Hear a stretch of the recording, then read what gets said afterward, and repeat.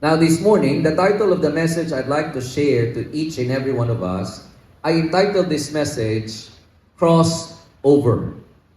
Cross Over. Now we know that life indeed is a journey of crossing over from one stage to the next. From one challenge to another. Ang buhay natin ay lakbayin na kung saan tayo'y patuloy tumatawid, lumilipat from one journey to the other.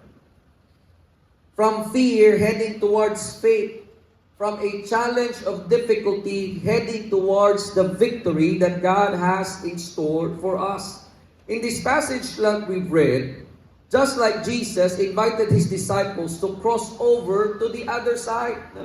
Ang sabi ni Jesus, tayo'y tumungo doon sa kabilang dako. To these disciples, they could have stayed and they are doing well in the other side.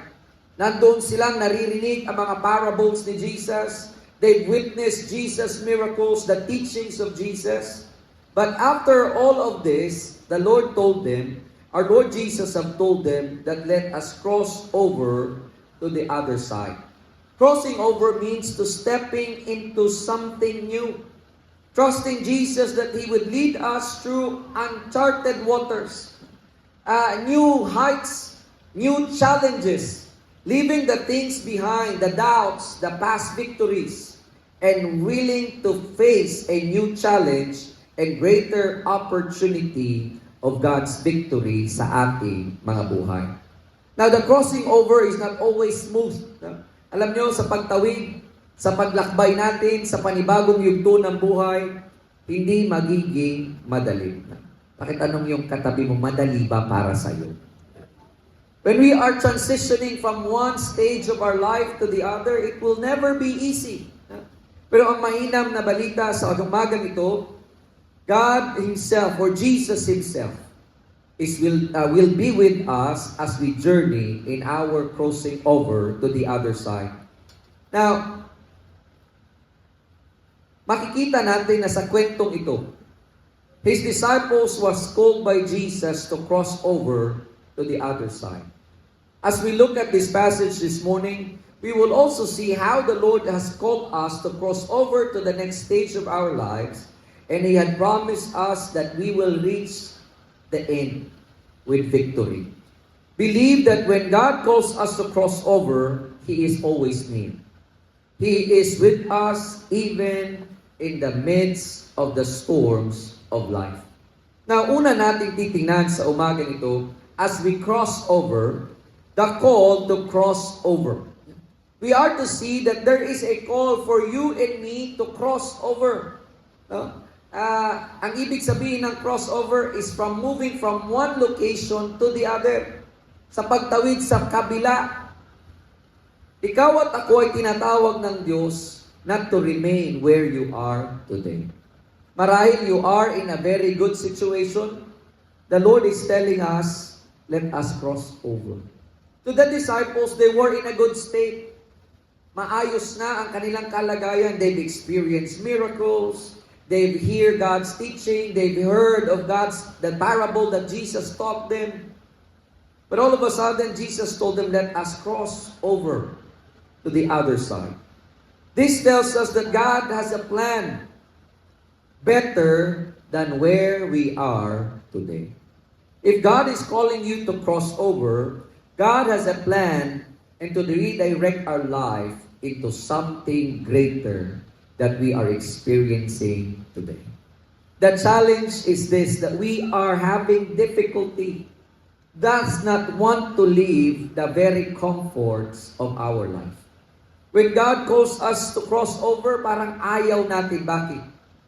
Pastor, okay na ako rito. Mainam na ang kalagayan ko. Masaya na ang buhay ko rito. Okay na ako rito. Why move? Why go somewhere else? That is not certain. I want us to understand that the Bible is full of people that have been called by God to cross over. That the Lord had redirect their life and to bring them to a life that is something greater that God has in store for them. Makikita natin in the life of different people in the Bible, like Moses. Moses Alam natin ang kanyang kwento. Tumakas siya sa Egypt because he had killed an Egyptian. He was a murderer. But all of a sudden, the Lord appeared to him on a burning bush. Nung nagpakita ang Diyos sa kanya, sinabi ng Diyos, I have called you to set my people free in Egypt. Kung titingnan natin, okay na ang buhay ni Moses. Sa lugar na kung saan siya ay nagpapastol. Mayroon na siyang pamilya. But yet God called him, you will set my people free. The Lord had redirected the life of Moses. It was difficult. Bakit? Ang sabi ni Moses, hindi ako marunong magsalita. Wala akong kakayanan. At isa pa, pag bumalik ako doon, baka papatayin ako. I left there because I am considered a murderer. But yet, God redirect his life for something greater.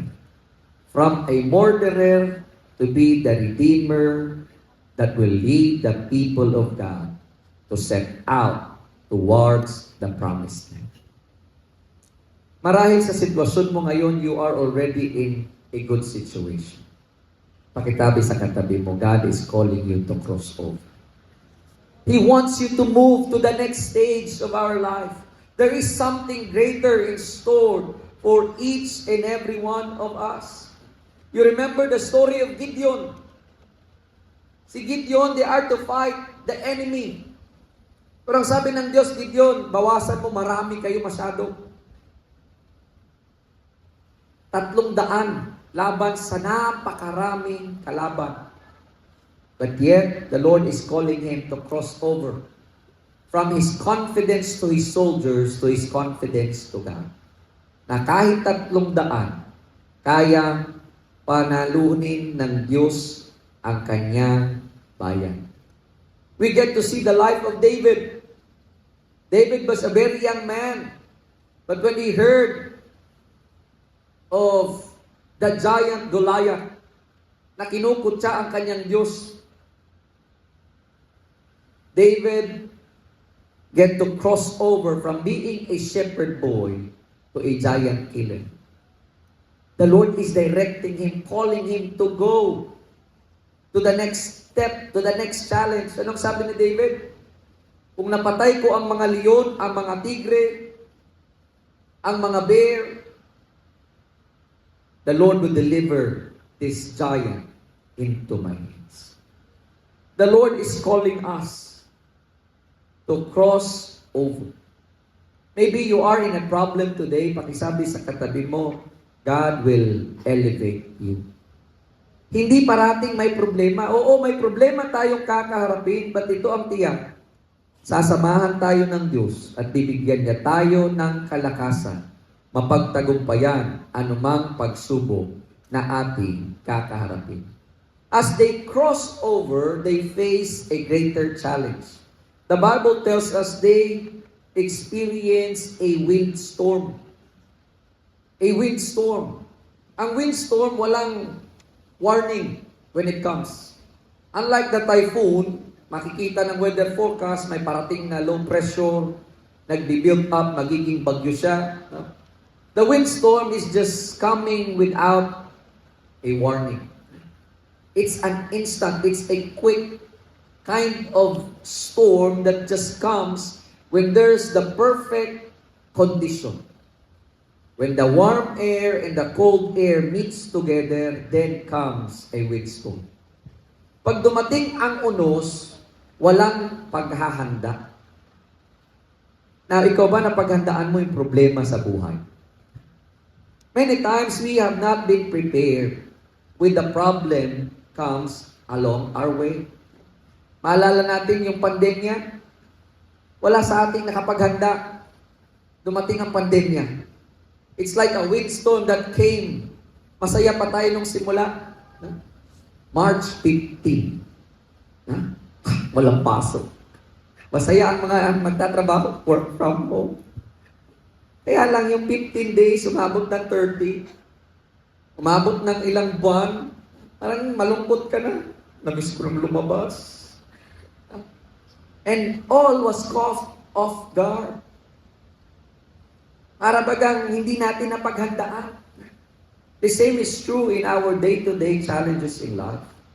There will be windstorms. Pakisabi sa katabi mo, there will be storms. Alam niyo, storms come in different form.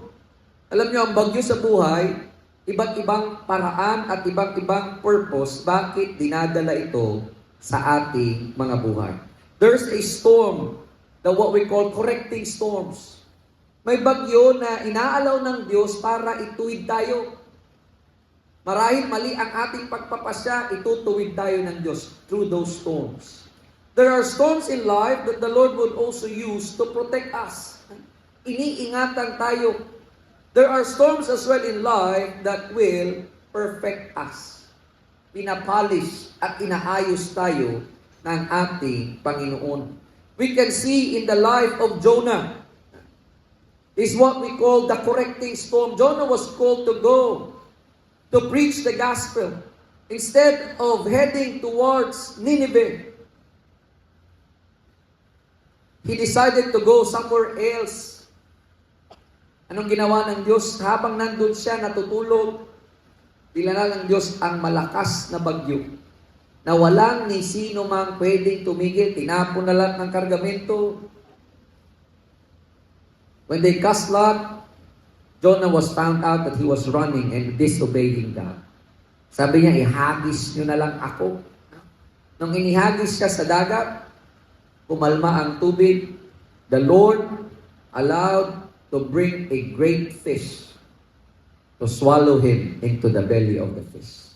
The Lord brought him to the place where God has called him to be. It was a correcting storm. The storm was allowed to be experienced to redirect Jonah to the very call of God in his life. We can see the protecting storm. God sends a storm to the Egyptians because they would not let God's people go. Ano pinadala ng Diyos? 10 plagues to storm the city, to storm the nation of Egypt, to harden because their heart was hardened. Ayaw nilang palayain ang bayan ng Diyos. Inalaw ng Diyos all of those storms to protect the people of God and to set them free. Sa buhay natin, there are those kinds of storm. Now, the third kind of storm is the perfecting storm. The last kind of storm. These are perfecting storms and are trials that are hard and hardships that are challenging our lives to allow God to do and perform His purpose upon His life. May mga bagyong inaalaw ng Diyos para higit kang mas uminam sa iyong pagtitiwala sa Kanya. These disciples experience this what we call perfecting storm. Marami na silang alam kay Jesus. They've heard of the parables. They've experienced miracles. But this time, the Lord wants to teach them that He is the God, that even the winds and the waves will obey Him. Inalaw ng Diyos ang lahat ng ito, that they may experience what we call the God who called them to cross over to the other side. In the storms of life, you and I must understand, what kind of storm are you facing today? Are you experiencing the correcting storm? Are you experiencing the what we call kind of storm na kung saan piniperfect ang ating pananampalataya?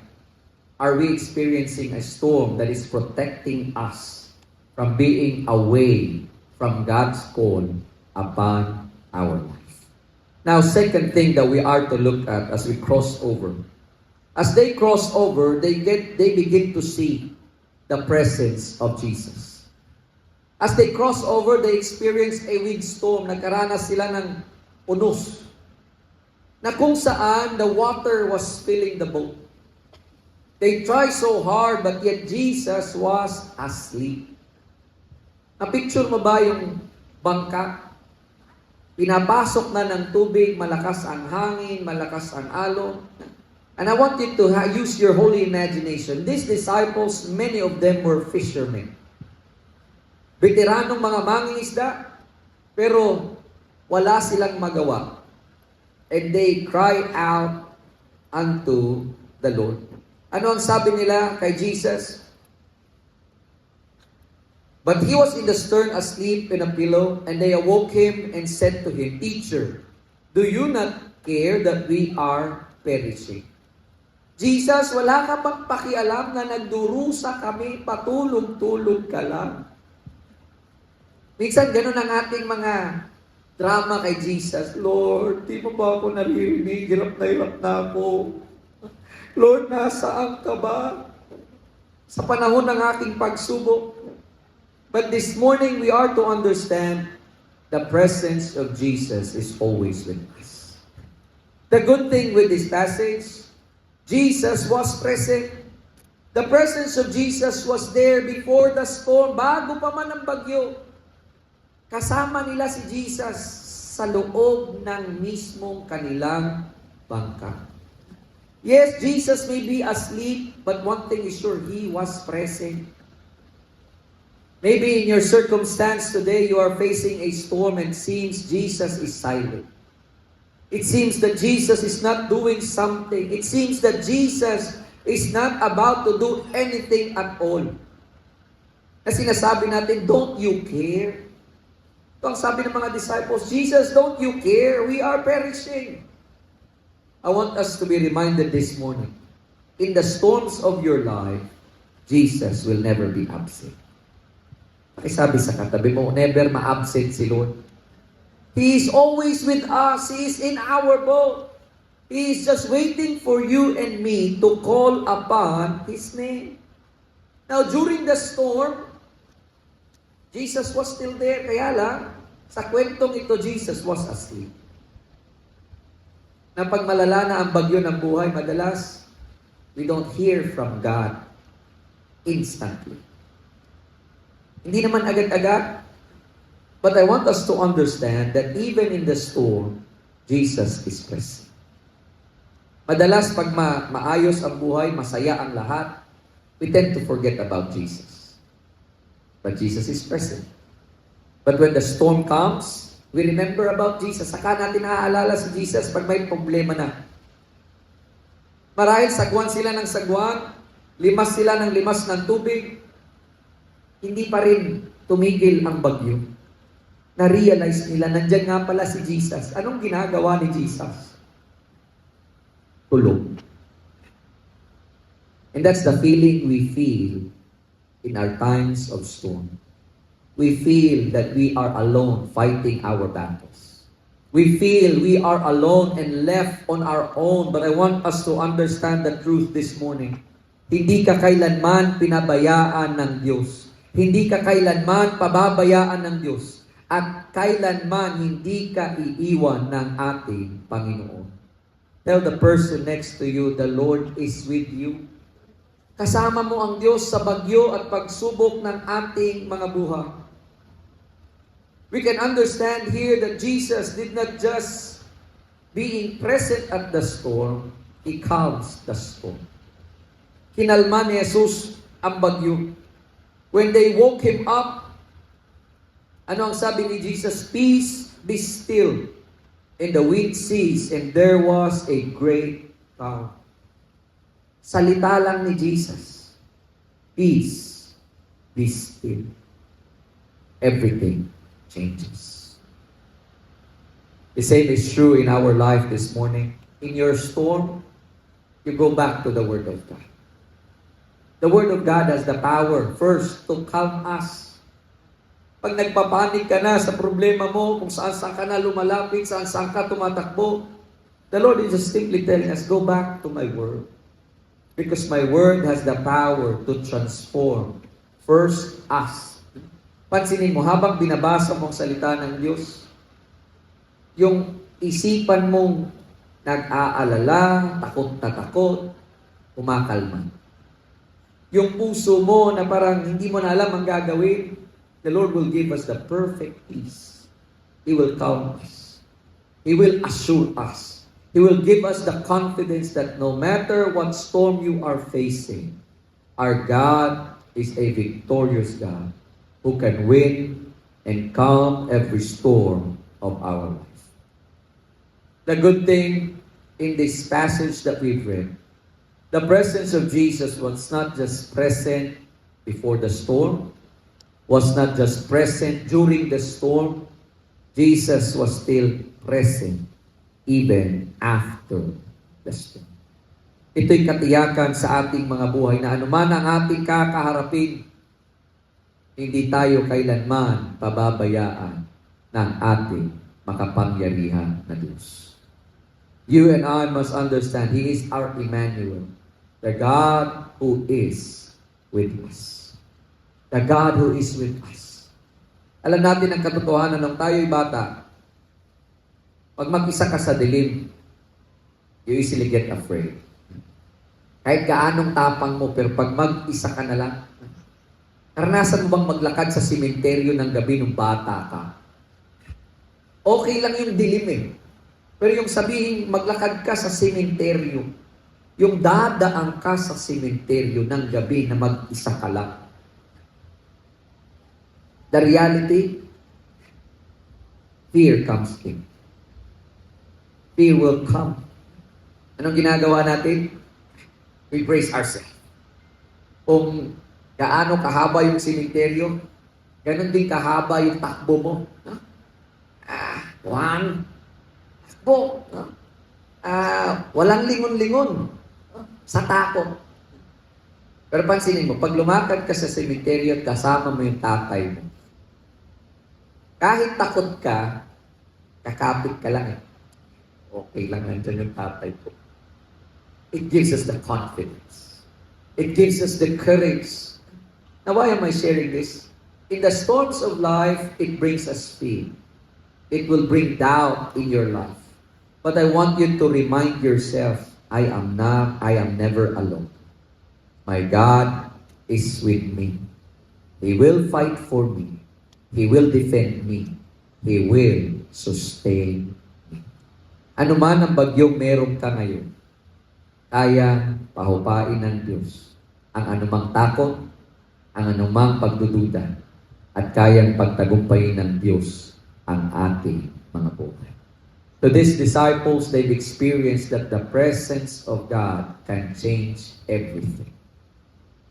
The presence of Jesus in the storm makes a difference. Pansinin mo, pag haharap ka sa bagyong mag-isa ka, there's no guarantee of victory. As you face your challenges in life on your own, you will end up a failure. You will end up disappointed. You will end up in a life that is truly difficult. Bakit? The Bible tells us, apart from Him, we can do nothing. We can never do such thing of our own strength, of our own knowledge, of our own understanding, of our own capacity. Eh sabi sa katabi mo, kailangan mo si Jesus. Jesus is always there, but you have to call upon His name. The Bible tells us, call upon His name and I will answer you. Marahil marami kang problema pero hindi ka naman tumawag sa Diyos. Tinawagan mo na lahat ng kaibigan. Lahat ng inasahan mo, wala na. Nawa, maging prinsipyo ng ating mga buhay sa panahon ng pagsubok, tatawag ako una sa aking Diyos.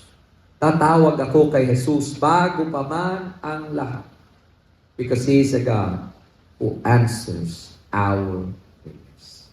This morning, whatever storm you are facing, the presence of Jesus is present in every storm you are facing.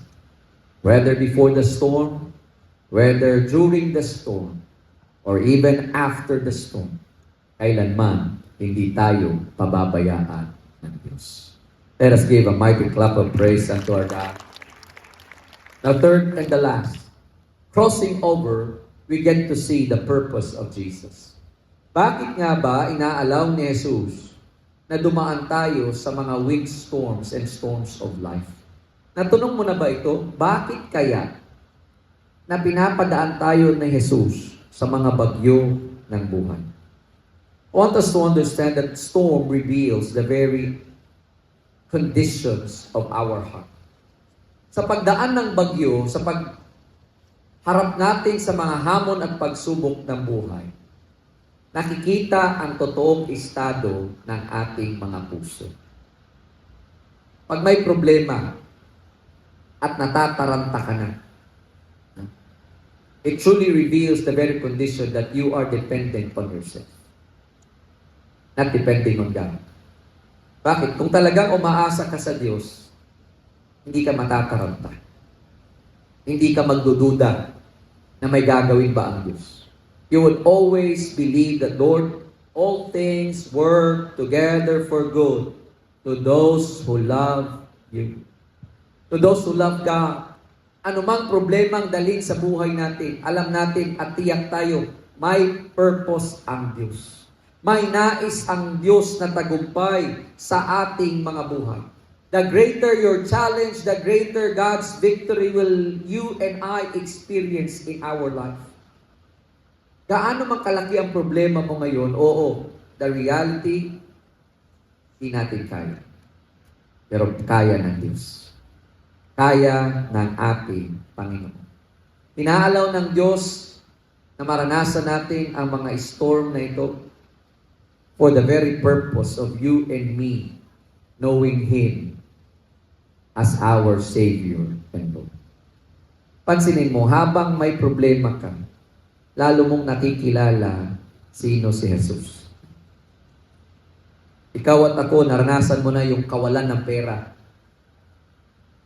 Many times you've experienced kulang yung budget, kulang yung ganito. But the Lord allows it. Why? For you to be reminded, I am a God who provides. Whatever your lack today, I can fill it beyond your need. Hindi lang sapat, higit pa doon sa iyong hinihingi. Higit pa doon sa iyong pangangailangan. Not just in the aspect of finances, in our health, in our relationships, in our business, in the things that we do. Gaano man katindi yan, there is always a purpose to experience Jesus in your life personally. Pakisabi sa katabi mo, personal. Kasi yung kwento ng katabi mo ay iba sa kwento mo. May tinatawag nga tayong head knowledge and experiential knowledge. All of us know that Jesus is a Jesus who heals. Narinig na natin ang kwento. Nagpagaling ng bulag, lumakad ang lumpo, nabuhay ang patay. He is a Jesus who heals. But the question is this, have you experienced Jesus personally as a Jesus who heals you of your sickness? Personal mo bang naranasan? Because if you haven't experienced it personally, then the Lord would bring sickness in your life that you will know Him, that He is a Jesus who heals.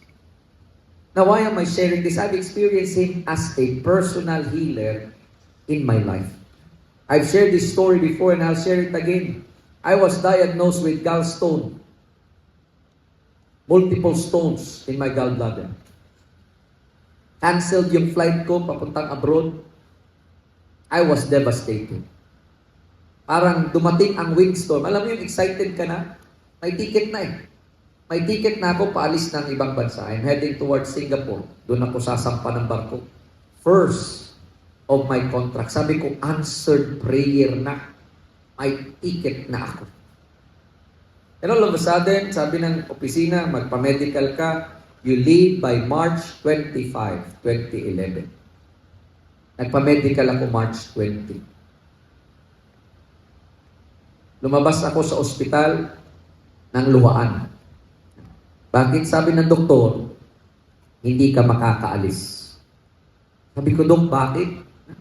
Kailangan operahan yung gallbladder mo, tatanggalin yung gallbladder. Hindi ba pwedeng yung bato lang, Dok? Hindi, lahat tatanggalin.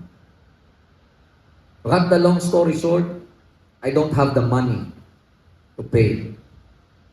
I was devastated. Walking home, I was crying before the Lord. Sabi ko, Lord, sayang pala. The usual. Feeling mo pinabayaan ka ng Diyos. Sabi ko, Lord, tagal-tagal ko rito sa Maynila. Sana matagal na lang akong umuwi sa Cebu. hindi pala ako makaalis.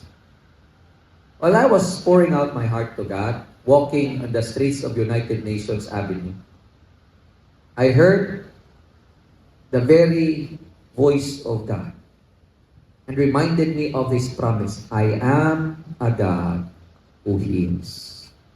I am a God who heals. Nung narinig ko yun, ang sabi ko, Lord, I'll hold on to that promise. I went home. Every day I declare, you are a God who heals. Lord, pinagaling mo na ako. Pinagaling mo na ako. Everything. Fast forward. Few months had passed. Alam nyo, nakalis ako for another contract with a better salary rate, with a better trip. Kasi yung una kong sasakyan, mababa yung rate. Yung una kong kontrata, Asia lang ang biyahe. Yung una kong kontrata, hindi maganda na kumpanya. But the Lord, when He gave the next contract, bumalik ako sa aking gallstone. Up to this day, walang operation. And the Lord had sent me to the next level to be crossing over to His plan and purpose upon my life.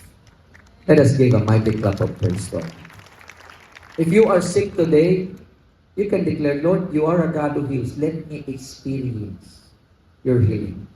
I want to experience you as a God who heals personally.